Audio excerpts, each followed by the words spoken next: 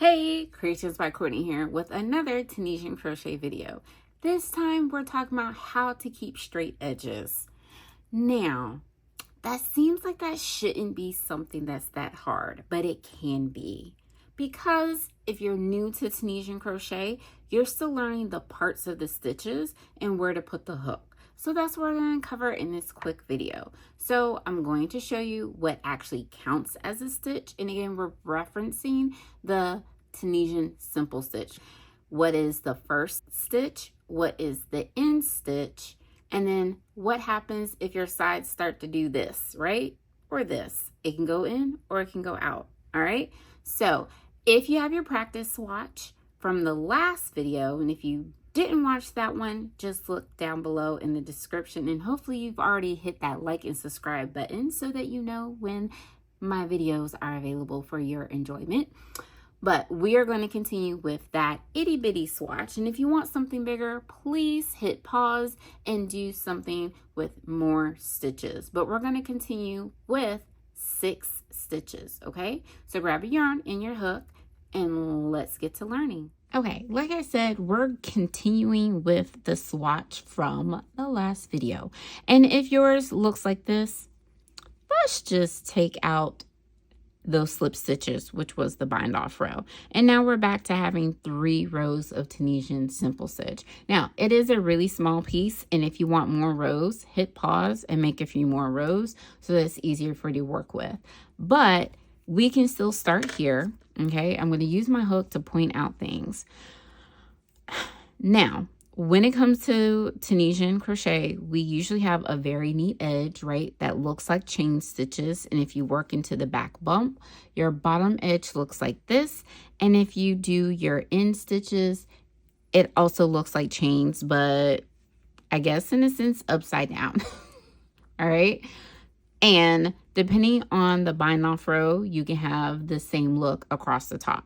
So when it comes to Tunisian crochet, this is our edge stitch here at the beginning of the row, and then this is the edge stitch. And when you look at it from the front, you'll see the vertical bar, right? The front and the back, but you also get this third leg.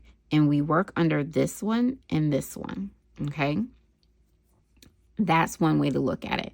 And when it comes to counting stitches, we usually just count the loops, the vertical bars. It makes it easy peasy. So 1, 2, 3, 4, 5, and 6. But if you are not sure, because maybe you missed a bar on a row, this is what you want to look for. You want to look for the vertical bar plus the chain 1. Let me bring it in closer. So that chain 1, this is from when we make the return pass, the yarn over pull through 2. So this bar and these 2 loops right here between my nails, that's actually 1 stitch. And so when it comes to checking gauge for a pattern, you want to count from the edge of the vertical bar to the edge of the next one as 1 stitch. And always measure in the middle. Now, this is itty bitty, so we're not going to check gauge on this. All right. So when it comes to keeping our edges straight, you want to make sure that you don't work into that very first vertical bar. Now, if you do, it's a little funky, right? If you pull up a loop here, you now have 2 loops. And then you continue, right? When we get to the end, let's see how many loops we have on our hook. And again, that end stitch under both loops. Let's count 1, 2, 3, 4, 5, 6, 7. Oh no, we have too many. So that's why we don't work into that first one. We always start with the next vertical bar, okay? And now if you did your return pass, let's see what that looks like.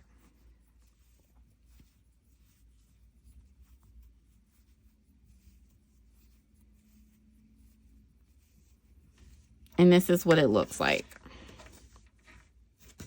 It's kind of funky, isn't it? And that's what can happen, especially at the beginning on the forward pass, is that if you go in too soon, you're actually going to increase, right? And that's going to mess up your stitch count.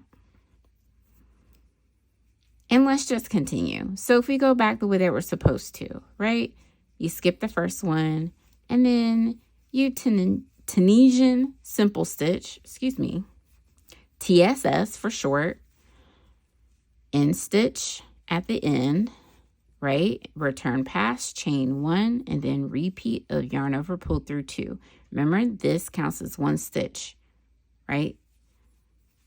It's a chain 1, and that chain 1 is part of that stitch, okay? So when we make a return pass, let's see how our fabric has changed. Yeah, it kind of sticks out a little bit because we increase. And if we count our stitches, 1, 2, 3, 4, 5, 6, 7. So that's what can happen if it gets wider on the start of the row. Now, if you notice that your rows are coming in, what may be happening is that you're skipping. So say you miss this one and you go into the next vertical bar and you're making your simple stitches.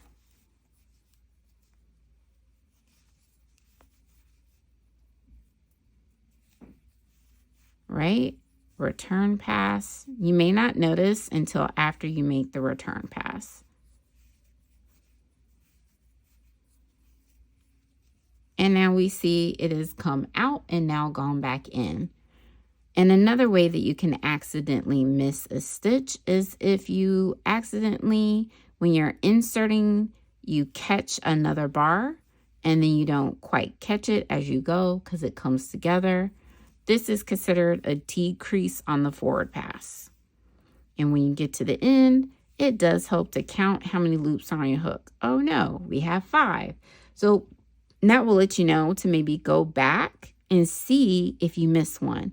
And then it's like, oh, wow, look at that. I did.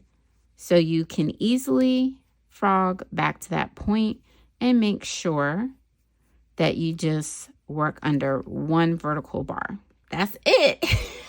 My goal is to keep these short and informational so that you know what to look for when it comes to learning Tunisian crochet. And if you have questions, definitely ask in the comments below. Make sure you hit that like and subscribe button so that you are notified of new videos. All right, see you in the next video. Keep stitching.